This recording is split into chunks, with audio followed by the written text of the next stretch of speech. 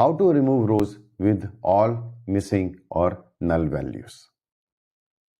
In this data frame, we have added another row with all the values as the missing. So you can observe that in the data dictionary, the last rows are missing or having values as np.n. So to run this code, and we will find that the sixth row with index 5 has all the values as nan, not a number. Now the task is to remove the rows which have all the values as missing. So what does it mean? It means that the row 1 will not be deleted because you don't have all the values in the row as missing.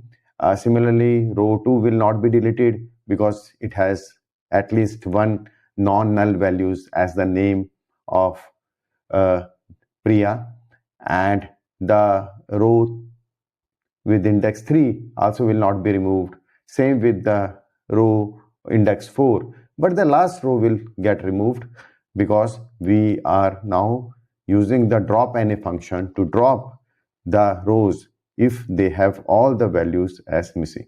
So for our data frame df.dropna, and in case the default option or the default behavior of dropna is to drop rows, okay, and also drop a row even if it has a single missing value.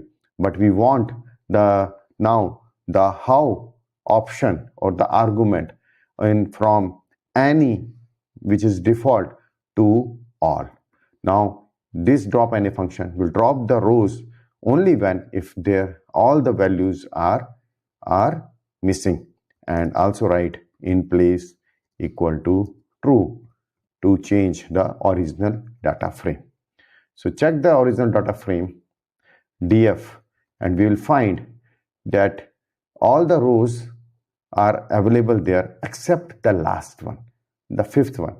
Why fifth one? Because it has all the values as missing, which we have defined within the dropna function.